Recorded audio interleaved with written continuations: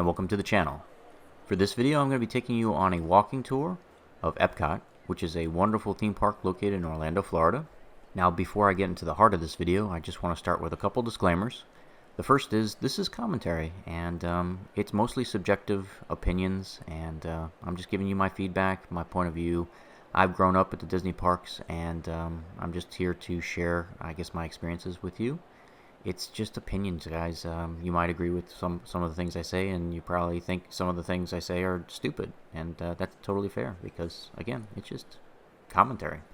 Another quick disclaimer is this video footage is about a year old. I filmed it Christmas 2023, and it's now almost Christmas 2024. You know, I do the best I can getting the videos as quickly as I can up to the YouTube and Daily Motion channels, but it's just me editing them, and this is one of the longer videos, so it takes time.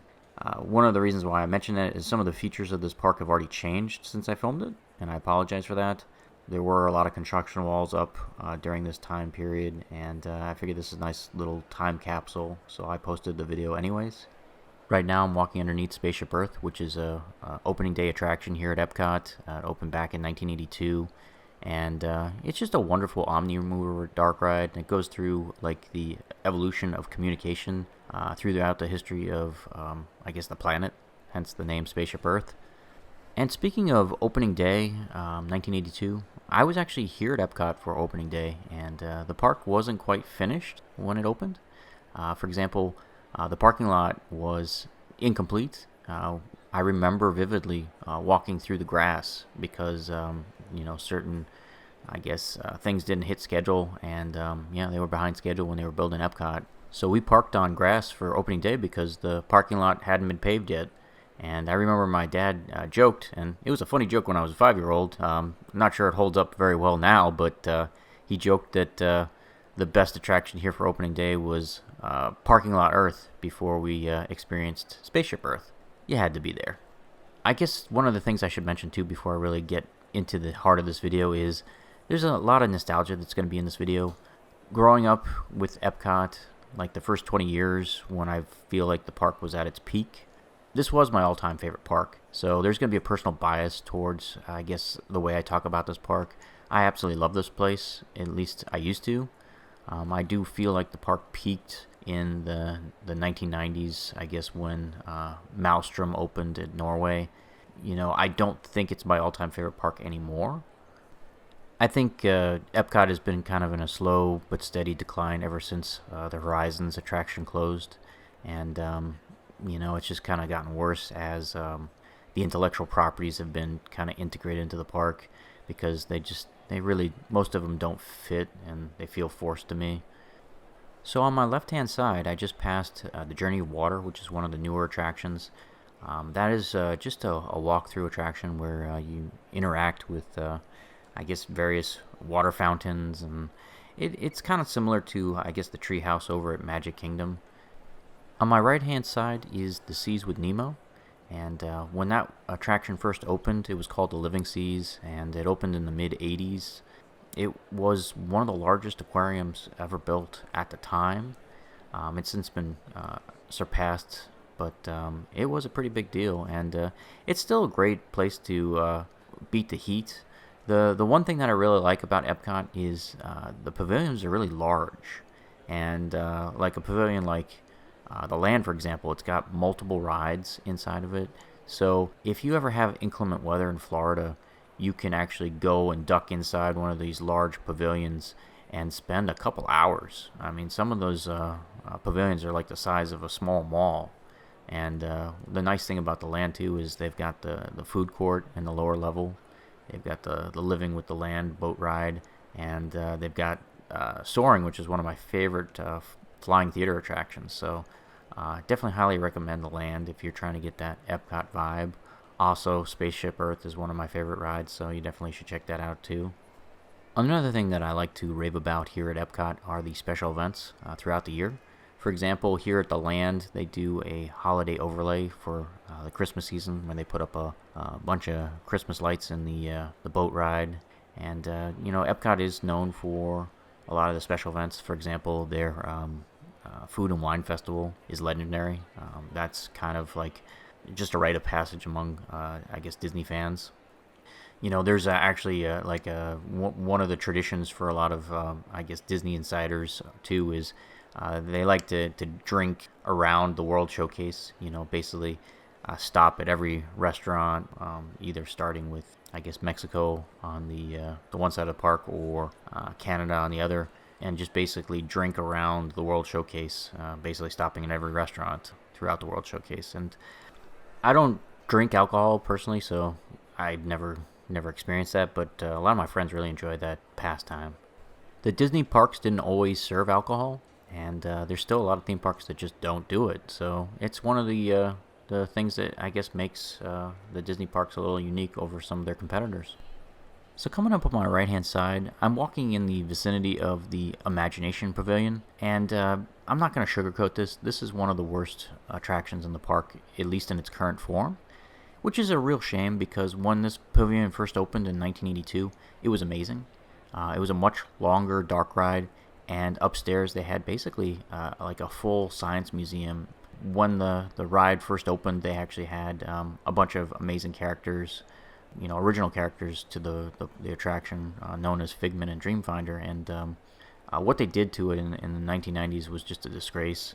A lot of the Epcot pavilions back then were sponsored by companies, and in this case it was sponsored by Kodak, and they were bankrupt in the 1990s, and when they did their renovation, they had no money, and they basically cut the ride almost in half, and they got rid of the entire science museum, and it was all cost cutting. Everything about this ride that's terrible now is because of just relentless cost cutting. And one of the reasons why I'm not a big Disney fan anymore and kind of moved over to the Universal Studios camp is almost every new attraction is a huge disappointment or step backwards from their predecessors. For example, Mission Space is embarrassing compared to what Horizons used to be.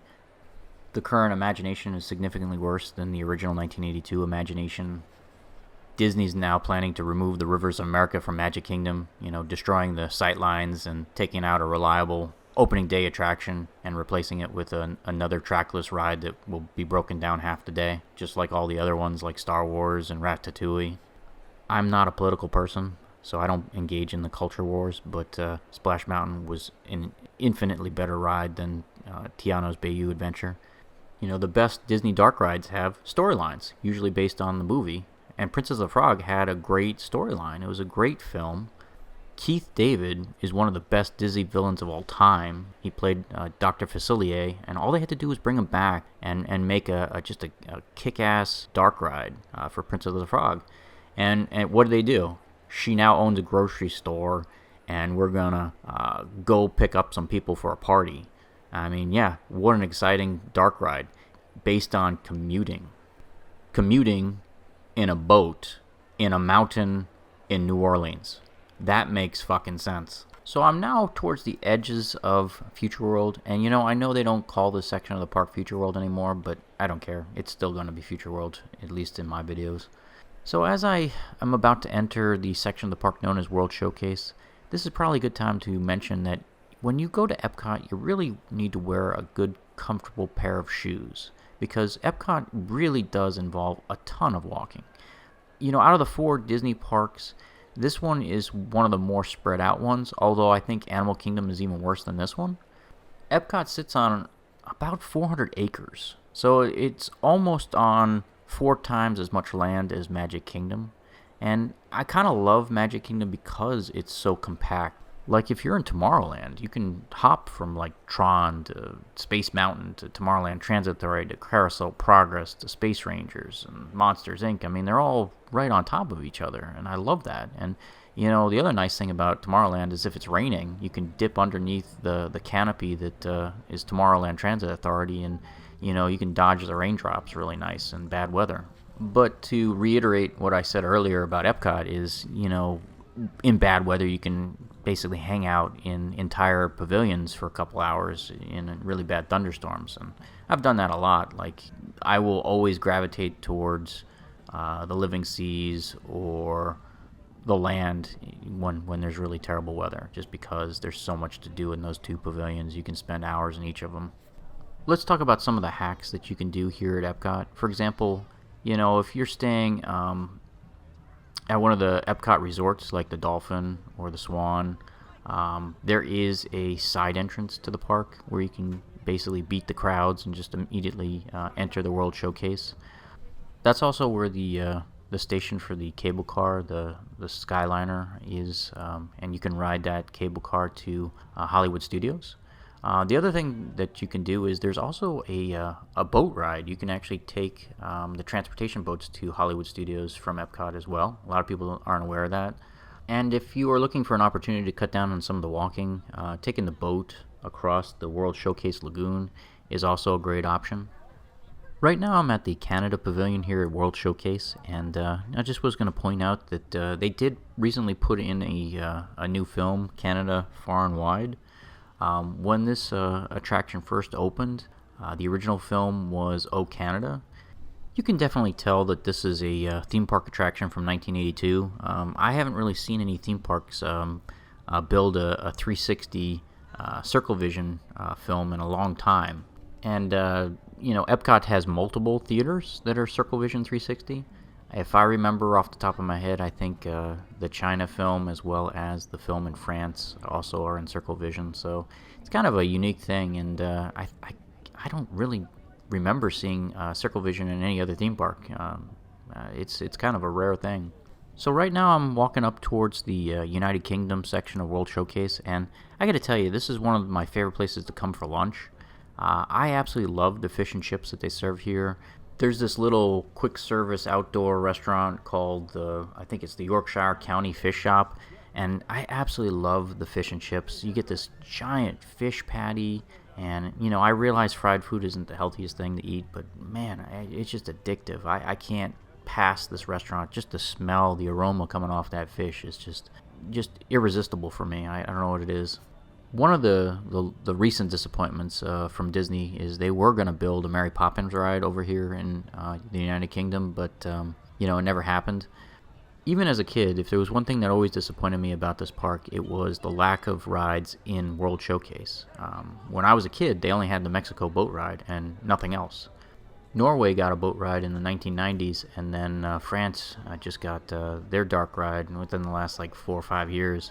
But there's still not enough rides back here in World Showcase. I know back in the 1980s they were planning to put a roller coaster in Japan and building a roller coaster based on Mount Fuji, but that never happened as well. And I know there was a riverboat ride that was planned for France before they got the Ratatouille ride. I'm just spitballing here, but I kind of wish they would build a thrill ride based on the Autobahn in the Germany Pavilion. I think that would be amazing. Epcot still doesn't have enough thrill rides. They only have Test Track and Guardians of the Galaxy. And I know they were trying to resuscitate Epcot because a lot of people think the park is boring, but Guardians of the Galaxy Cosmic Rewind really belongs in Hollywood Studios. It doesn't fit the theming of Epcot at all. You've got this fantasy comic book attraction sitting next to, a science-based space simulator and Mission Space and crash testing simulator and Test Track. And then on the other side is a hybrid of history and science attraction with Spaceship Earth. So the fantasy comic book stuff makes no sense here, and it doesn't fit the theme at all, and it's such a goofball thing to put in this park. But, that's current Disney management. They have no idea what they're doing. So right now I'm taking a look off the bridge towards the International Gateway. This is, where the Disney Skyliner station is, and, you can ride that cable car back to a bunch of resorts, including, I think, the Caribbean Beach Resort, as well as Hollywood Studios. The weird part about Disney is they've got 15 different forms of transportation, and they're very limited when it comes to usefulness. The monorails only service Epcot and Walt Disney World. The Skyliner, goes between Epcot and Hollywood Studios, but they already had a boat that did the same thing. And then, for all the other parks, they just kind of, you gotta ride the old style bus. And, it's just, the hodgepodge of transportation is really weird at Disney. Universal pretty much just does all buses and keeps it consistent. So, you can pretty much get everywhere in the resorts by the one means of transportation. But Disney, you got to know exactly where you're going before you get on the type of transportation, or you're just going to never get the place you're trying to go. And now we're walking around the France Pavilion and World Showcase, and this is a place where I love to eat. The restaurants over here and the pastries especially are really good. The ride absolutely sucks. I mean, I guess if you have little kids, Ratatouille is a decent ride, but for adults, it's one of the most miserable things I've ever been on. It's just loud and obnoxious, and it's for people with attention deficit disorder or something. It's just so brutally awful. I can't imagine how every adult doesn't absolutely hate this ride, because I certainly do. And I think I rode it twice, and those are like 10 minutes of my life I'll never get back. I do think this section of the park is just absolutely stunning when it comes to landscaping, and the Imagineers worked overtime to sculpt these buildings to mimic France, and that part of this park is just absolutely incredible. I do think this is my favorite section of World Showcase, even though I hate the dark ride here. But if I could recommend anything, if you're looking for a good quick service restaurant, then I think it's pronounced Les Halles Boulangerie. I'm gonna destroy it, but it's the French quick service restaurant. That's all you need to know. The pastries are amazing. I only eat really at the quick service restaurants. I don't really want to spend a lot of money eating in a theme park, so I always stick to the quick service stuff. But obviously the Katsura Grill is pretty decent too. I do like eating at the Sunshine Seasons at the Land. That's a great one. There's certain places. Those are probably the 4 quick service restaurants I stick to when I'm here at EPCOT. So right now I'm walking around the Morocco Pavilion here at World Showcase. This is kind of like an average section of World Showcase. It's kind of a little underwhelming, to be honest. I mean, they don't have a movie or a show, really. There is like a walk-through attraction called the Fes House, and that shows basically what a typical household in Morocco looks like. And occasionally on the steps of the pavilion, you'll see some live performers here and there. Most people come to this particular section of World Showcase mostly for the restaurant.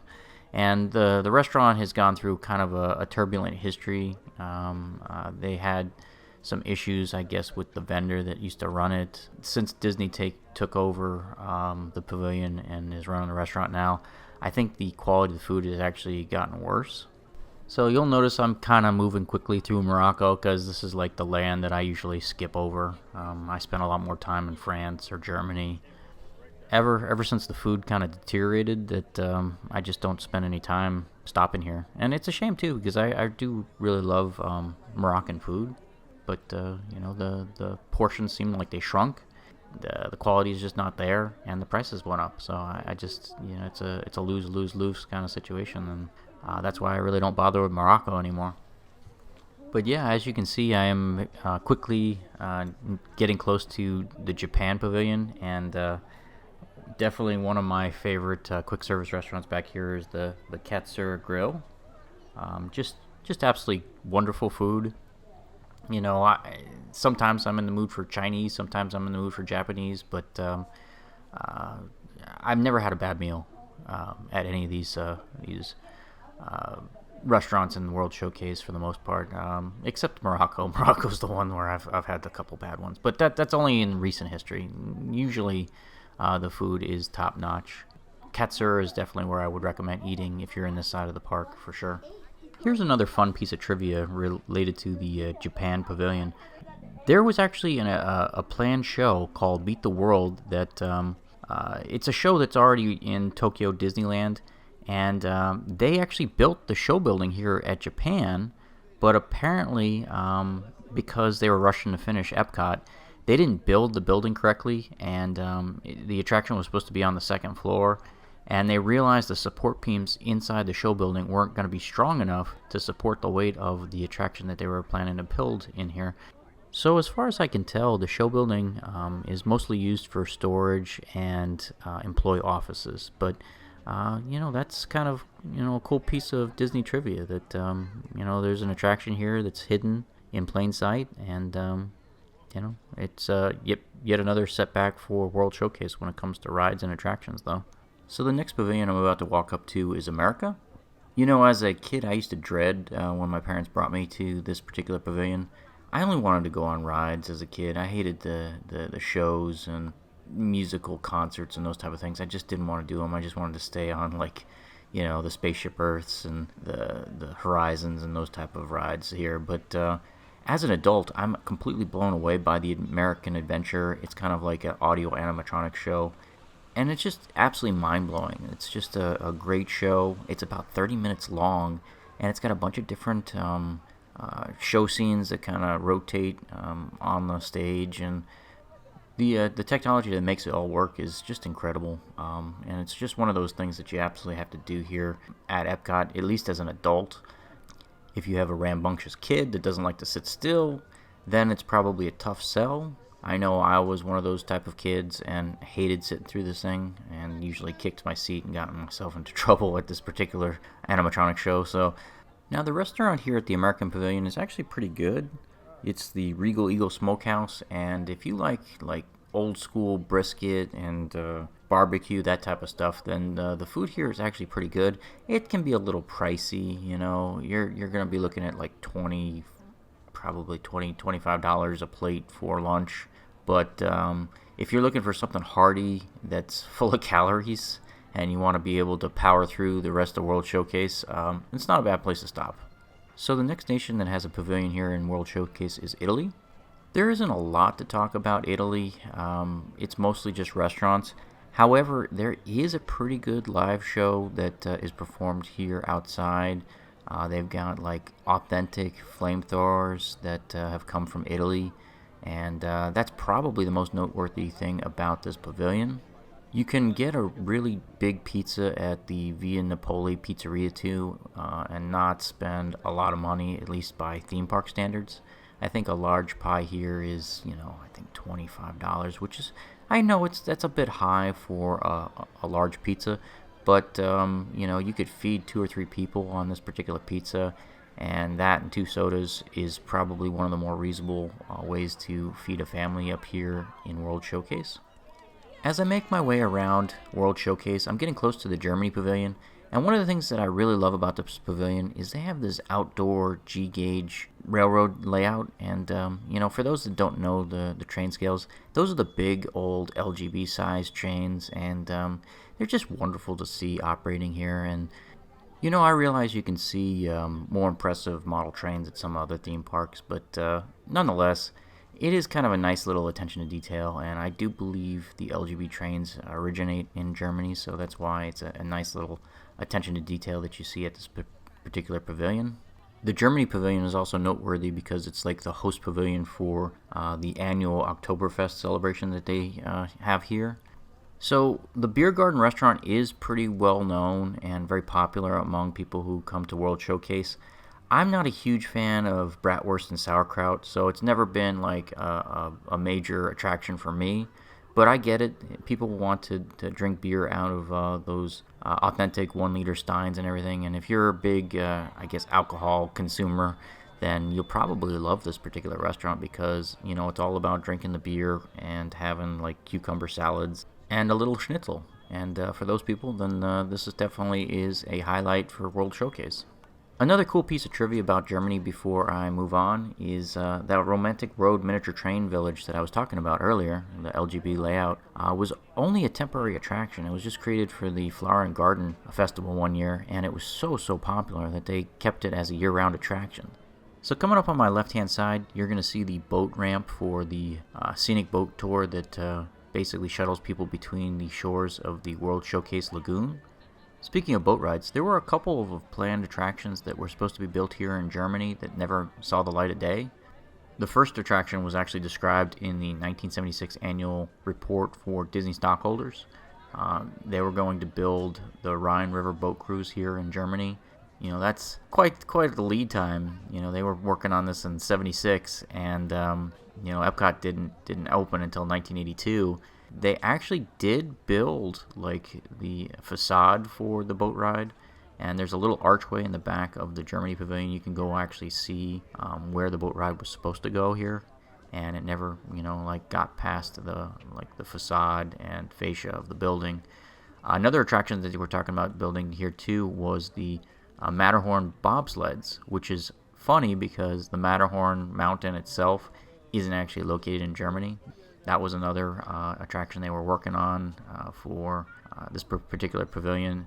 Apparently the Matterhorn idea was, I think they were working on that in the mid-1980s after the Rhine River thing didn't work out. Now the Matterhorn ride that Epcot was going to get was more or less going to be a clone of the roller coaster that's already in Disneyland. And as a kid of the 1980s growing up in Epcot, I would have killed for a roller coaster up here, and I really feel like that was a missed opportunity. It's a shame that it took so long for Epcot to get its first roller coaster. Now as I gradually make my way towards the China Pavilion, I gotta say this is one of my favorite pavilions, at least for food. The food is a little expensive by Chinese food standards at the Lotus Blossom Cafe, but I always have a great meal here, so I usually stop. The aroma coming off the restaurant is always almost too hard to resist when you're walking by. This pavilion also has a CircleVision 360 theater, and they are currently showing the reflections of China film. And another cool thing that I like to visit here in the China Pavilion, they have a walk-through exhibit on what Disneyland Shanghai looks like. And it really does kind of show you how much better the Shanghai park is compared to the Magic Kingdom here. It's just a lot more modern and advanced, and they do have like superior dark rides for the most part. And that's where the Tron ride originated.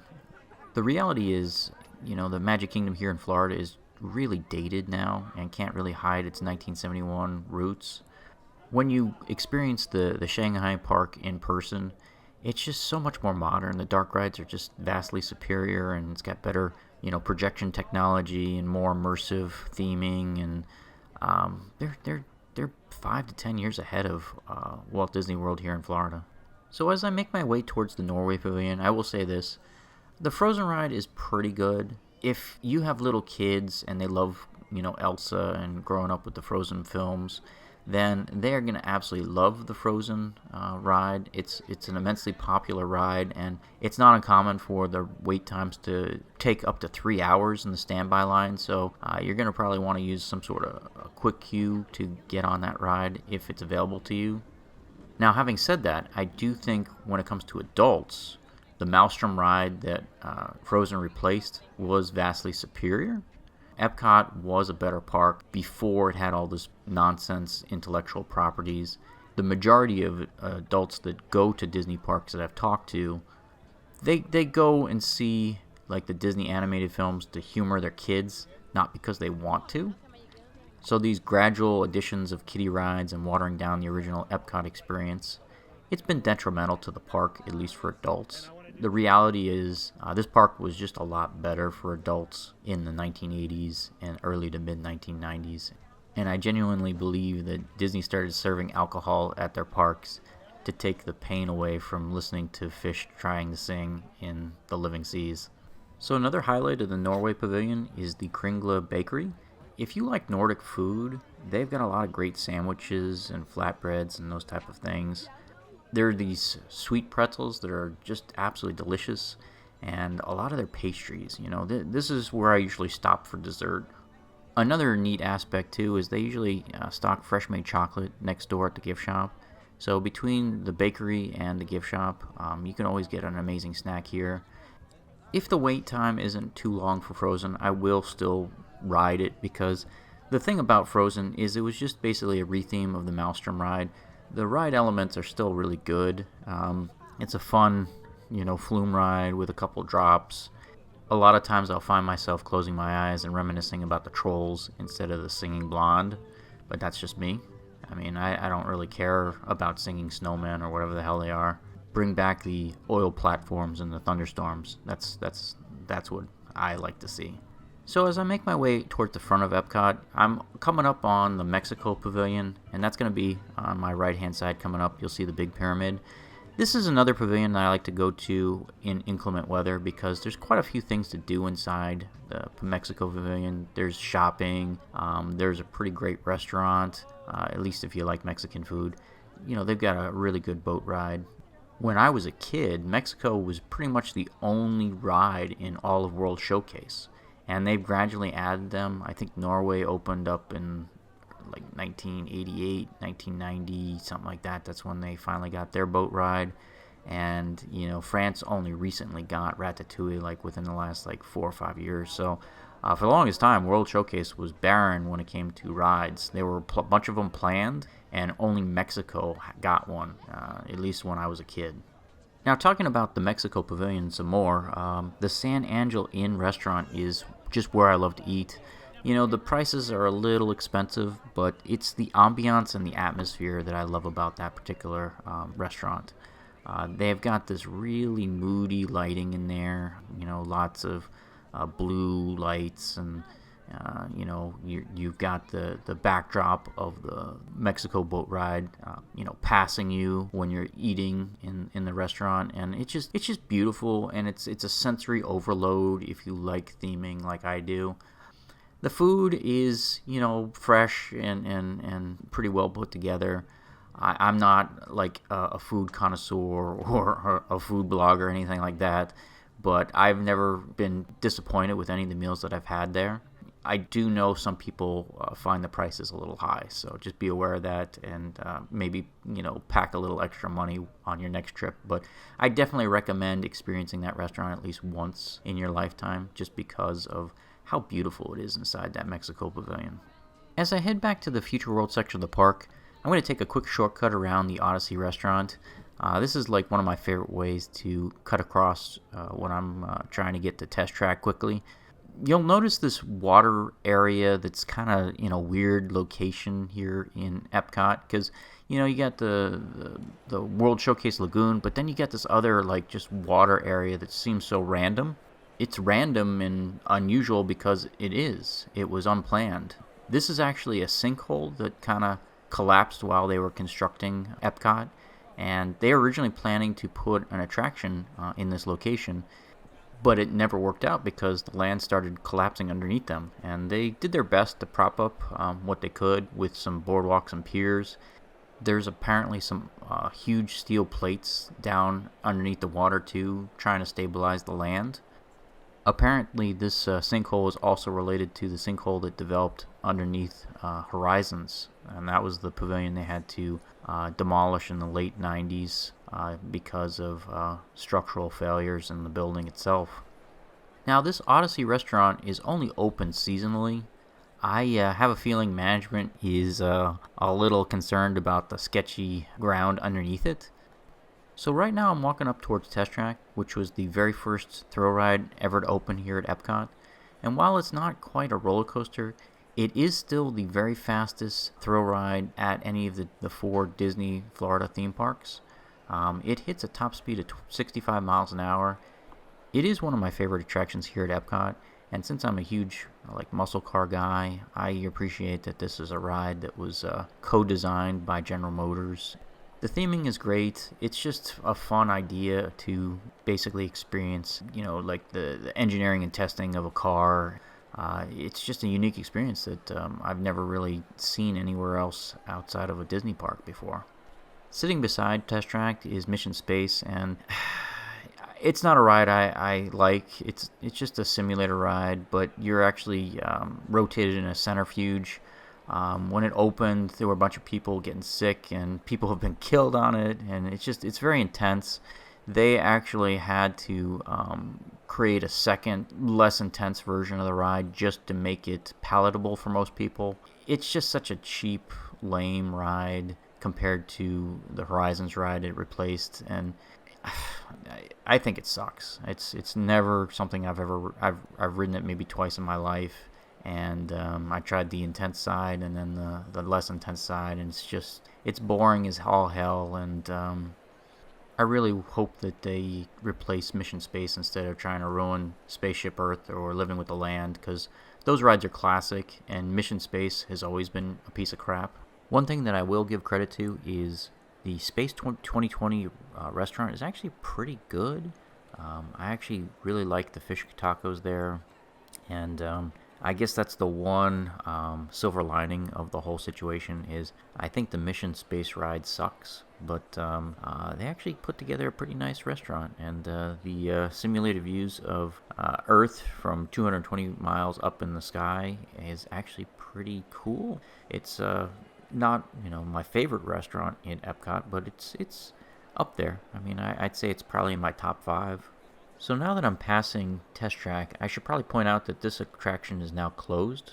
It's being currently renovated for, I guess, the 3rd revision of Test Track. What's neat about what they're working on right now is they're actually bringing back elements of the original attraction that was in the pavilion. Apparently, they're going to integrate the World of Motion, which was the original dark ride that opened up in 1982 here at Epcot. And they're going to incorporate elements of, I guess, that dark ride's premise into this 3rd revision of Test Track. While I'm not really all that excited for most of the other announced Disney attractions that they're currently working on in the future, this is one of the few that I'm actually eager to see. Anytime that they integrate, like, I guess, nostalgia or a throwback attraction, it's exciting to me because I think Disney was at its peak, especially in Epcot in the 80s and 90s. So the fact that they're kind of acknowledging World of Motion makes me think that they're at least headed in the right direction in that particular case. So as I kind of walk around the facade area of Mission Space and kind of curve around the Space 220 restaurant, you're going to start noticing this gold kind of dome that's off in the distance. That is actually an abandoned pavilion here at Epcot. I know it opened, I think I want to say in the late 80s, and it was called The Wonders of Life. I was never a huge fan of that pavilion, so I can understand why it kind of closed. It was kind of like a science fair inside, and they had a couple of okay attractions. I mean, a lot of people like the animatronic show called Cranium Command. They also had a thrill ride known as Body Wars, but it wasn't great. It was basically just a straight clone of Star Tours, and instead of being in the Star Wars universe, you were floating around inside the human body. And Wonders of Life always just seemed like an uninspired pavilion to me. Just about everything inside of that pavilion was done in other attractions in the Walt Disney World parks. So it was just clones of other things, and they just kind of applied biology to existing attractions, and it was all off-the-shelf stuff. So it always felt like a rush job to me, and I'm really not surprised that it went away. Nowadays, that pavilion just basically kind of morphed into more or less a cafeteria. That pavilion really is only opened up now for things like the Food and Wine Festival, where they set up a bunch of restaurants inside, and it's just basically a place for tables and chairs. It's kind of like a sad end to a former attraction, but I guess that one's not a real big loss. It's not like Horizons. Closing Horizons broke my heart. When they closed Wonders of Life, nobody really noticed. So I just made a U-turn in front of Guardians of the Galaxy Cosmic Rewind, and this is Epcot's first roller coaster. It's kind of a mixed bag. I mean, I know some people absolutely love this ride, like my cousin. I'm kind of indifferent on it. I absolutely love the Guardians movies, and I love the idea of Disney adding a roller coaster to Epcot. It's just, I hate spinning coasters, and that's basically my problem with this ride. If it was more like Space Mountain and just was a conventional coaster, I would like it a lot more. This ride is notorious as one of the few Disney rides that actually has vomit bags at the end of the exit for the ride. So Mission Space also has the vomit bags. So there aren't a lot of rides in the Walt Disney parks that actually have the barf bags, but this is one of them because probably like 10 to 20% of the people who ride Cosmic Rewind end up vomiting, throwing up at the end of the ride. I wish they'd go back and make like a static coaster vehicle available for riders that don't want to spin, just kind of like how they revised Mission Space. I think I would enjoy this ride a hell of a lot more if they had actually offered that. So on my left hand side, I just passed Club Cool. Now, if you're a big Coca-Cola drinker like I am, that's a wonderful place to go in and taste all kinds of different varieties of Coke from around the world. Like you can have like the European mix and like the Scandinavian mix, and they all have different like mixtures of bitterness and sweetness and stuff. So it's a great little restaurant if you're a connoisseur of cola like I am. If you're looking to take home a souvenir from Epcot, that creation shop is probably the largest gift shop in the entire park.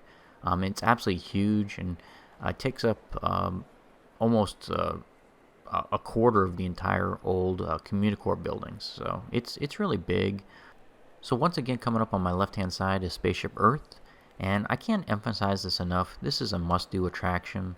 I do recommend hitting it at the end of the day because it always has a big line in the beginning of the morning when the park first opens. It really does capture 1982 Epcot. Like, it's just a time capsule, and it's just such a wonderful ride, and it's so unique. I don't think there's any other dark ride in the entire world that is anything like it. You know, I've never seen an entire dark ride self-contained in a sphere that's suspended up in the air.